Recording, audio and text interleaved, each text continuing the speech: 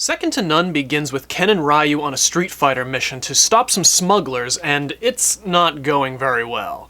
Ken's gone off script and a fight ensues. In the chaos, Ryu's been knocked out, and then Ken accidentally destroys enough of the pier that Ryu actually falls into the water, nearly drowning. Luckily, Ken saves Ryu, but the smugglers escape. Meanwhile, back in Shadaloo, it's Sakura! Like, for real! This isn't Sachi, Ryu's sister, who happened to vaguely look like Sakura. No, this is actually Sakura. She's part of some dojo that apparently worships Ryu like he's some kind of hero. We must follow the example of the warrior who is our inspiration, Ryu, the only man ever to defeat Sagat. I'm sorry, what? The only man ever to defeat Sagat. The only man to ever defeat Sagat? Yeah? I mean, I guess if you count the fact that technically every time we've seen Sagat in a fight, he either escapes or his opponent is escaping before anyone can actually be defeated, then yeah, I guess technically we've never seen anyone conclusively defeat Sagat, but like, that doesn't mean he ain't free. Sagat in the Street Fighter cartoon universe isn't exactly known for his impressive win streak against other Street Fighters. And anyways, Sagat steps into the dojo like... No one has ever defeated Sagat, and no one ever will! Arrest him! Which means he had to have just been waiting outside the dojo for the perfect moment to enter with a witty reply. You know, like a nerd. Sagat's there to burn the dojo down and arrest everyone for terrorism, and after a brief fight, Sakura's the only one to have escaped. Torch the dojo! I want every trace of Ryu destroyed!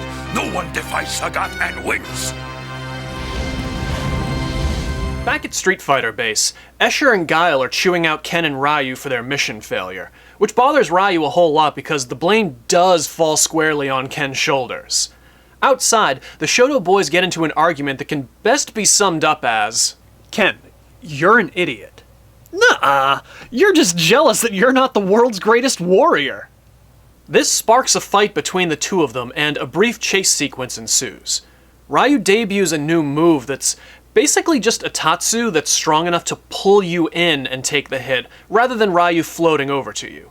At first, this seems like a big deal, because, like, Ken's top of the tier list, and it looks like Ryu just beat him clean. But that's not exactly how it really went. I mean, I feel really... crummy. Ken! It turns out, Ken was actually already near death from a bacterial infection he got from drinking some water during a recent Street Fighter mission in Africa. Sorry, Ryu, your placement on the tier list remains unchanged.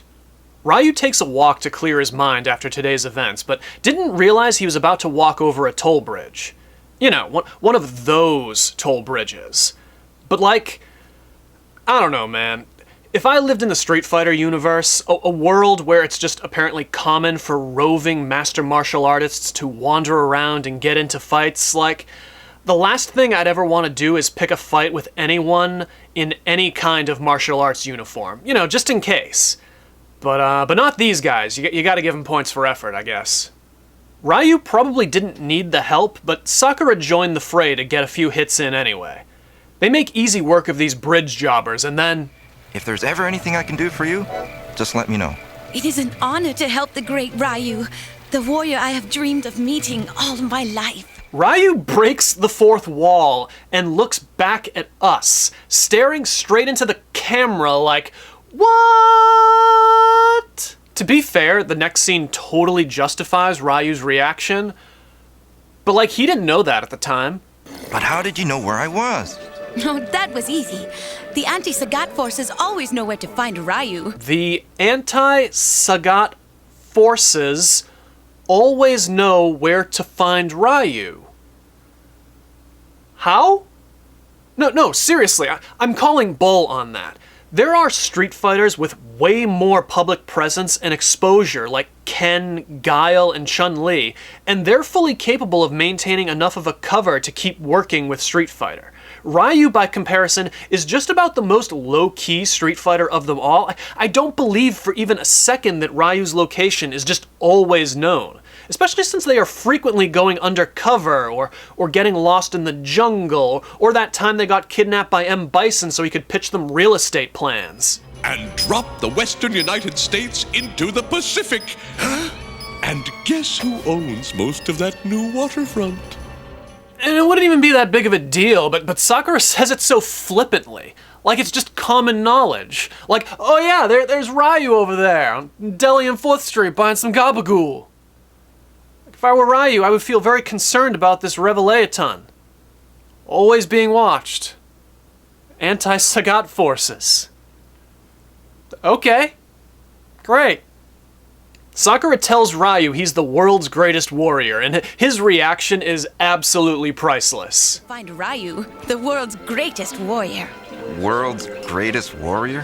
That's a bad line read. That takes us to a flashback of Street Fighter 1, which is legitimately cool. I really wish they remembered to make Ryu's headband white, but it's fine.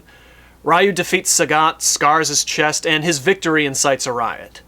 The next day, Ryu takes Sakura to pitch a rescue plan to Escher and Guile. Escher's hesitant, but Guile's all in, just literally any excuse to take it to Shadaloo.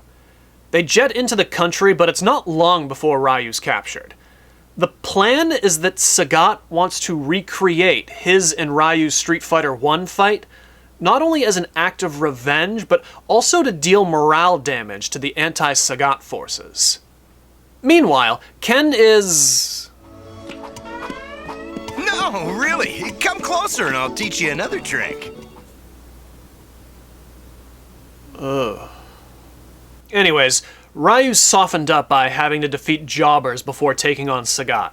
While this fight is going on, Sakura and Guile are breaking into Sagat's stronghold to free the prisoners taken from Sakura's dojo at the start of the episode. When we cut back to the rematch, Sagat's firmly in control and bragging that he's developed a new technique, specifically created just to defeat Ryu. Your Dragon Punch is no longer a threat to me.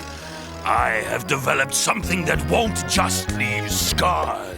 He doesn't even get a chance to use it. We don't even know what it is, because Ryu hits him with the Hadouken, and Sagat's just friggin' done. Let all Shadaloo know that your battle is unjust, and it can never be won! Sagat is such a loser. Guile evacuates Ryu via helicopter as Sagat awkwardly walks away in shame. Sakura and Guile have a quick chat about the hope that Ryu's victory has instilled in the Shadaloo resistance, and hope they can live to see the day the regime topples.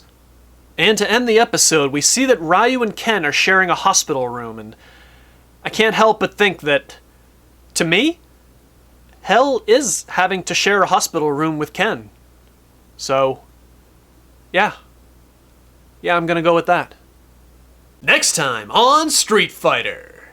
We're in the home stretch now. We're almost at the end of our journey, but before we reach it, we've got a quick detour into Metro City for Final Fight.